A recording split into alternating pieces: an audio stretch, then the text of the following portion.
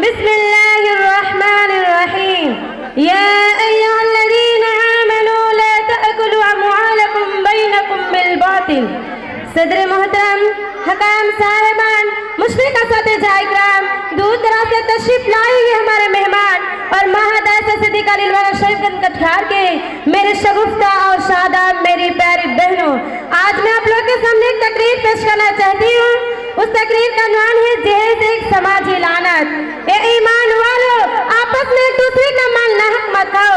यकीनन इस्लाम एक मुकम्मल दीन रसी उन्नत शरीयत है। शरीयत इस्लामिया ने जहाँ इस्लामी क़वानीन को मुकम्मल तौर पर बयान किया है, ठीक इसी तरह मज़हब इस्लाम ने निकाह और शादी के तमाम तर मसाइल को पूरी उम्मत इस्लामिया के सामने उजागर किया है, ताकि किसी भी किस्म की दिक्कत पेश न आए। और यह भी बतला दिया गया है कि शादी किस तरह की होनी चाहिए और क्या क्या लाज़िमात और ज़रूरियत है।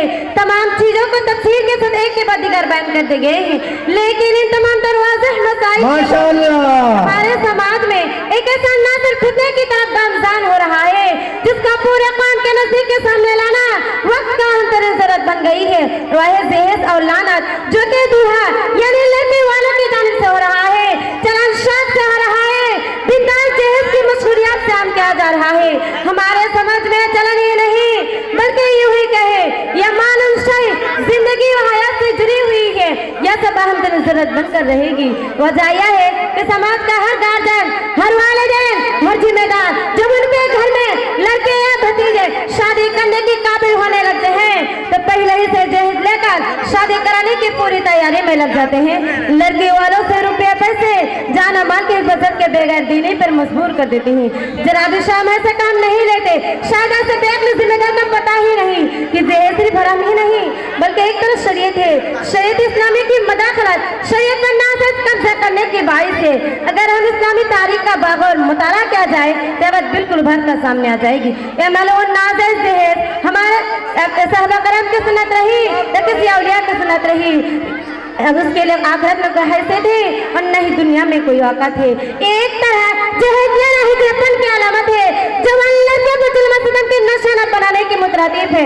जब एक जालिम बादशाह किसी पर जुल्म सितम का पहाड़ तोड़ता है तो पूरे कौम में मिल्लत उसे जालिम ही गर्दनती है। ठीक इसी तरह जहेज लेकर शादी करने वाले अपराध पूरे कौम में मिल्लत को डाकू कहने लगता है और उससे यह कहा जाए तो कोई हर्ज नहीं होगा।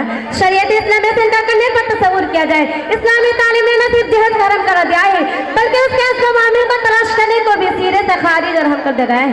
एक हदीस के अंदर अल्लाह के रसूल सल्लल्लाहु अलैहि वसल्लम ने फरमाया कि बाबरकत निकाह हुआ है जिसमें अखराजात कम खर्च हो। इस हदीस आया हदीस देख ले, इन्ना आसमन निकाही बरकतन आयसरूहु मऊनता, बेशक बाबरकत निकाह हुआ है जिसमें अखराजात कम खर्च हो। इस हदीस मुबारक के अंदर फरमाया है बाबरकत निकाह हुआ है जिसमें फुजुल खर्ची न हुआ है। वह निकाह आज आसान निकाह को मुश्किल बना दिया है, इतना मुश्किल बनाया है कि गरीबों को परेशानियों का सामना करना पड़ता है। वह निकाह कैसे बाबरकत हो सकती है जिसमें वालिदैन को खुदकशी पर मजबूर होना पड़ रहा है। वह निकाह कैसे बाबरकत हो सकती है जिसमें हराम चीज को हलाल समझा जा रहा है। वह निकाह कैसे बाबरकत हो सकती है जिसमें बदमाशी का शिकार किया जा रहा है। वह निकाह कैसे बाबरकत हो सकती है जिसमें हराम चीज को हलाल समझा जा रहा है। वह निकाह कैसे बाबरकत हो सकती है जिसमें फुजूल खर्ची किया जा रहा है। वह निकाह कैसे बाबरकत हो सकती है जिसमें जहेज जैसी लानत का बढ़ावा दिया गया है।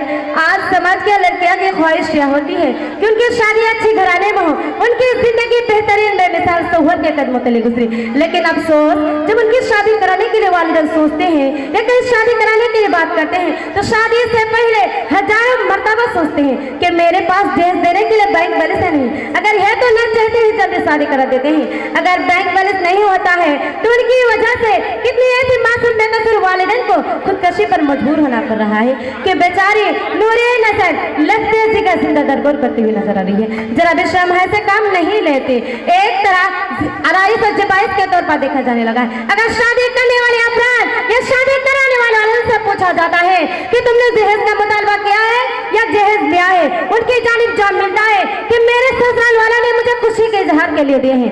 जब लड़की के गार्जियन से पूछा जाता है तो जवाब मिलता है कि लड़के वालों की इसरार दबाव पर ही मजबूरन जहेज देना पड़ा। आज जब हम बर्बादी की तरफ दायरा निगाह डालते हैं तो बात बिल्कुल भर कर सामने आ जाती है। यह मलऊन नाज़ जहेज हमारे समाज में इतना तेजी से बढ़ता जा रहा है जो कि रुकने का नाम ही नहीं लेते।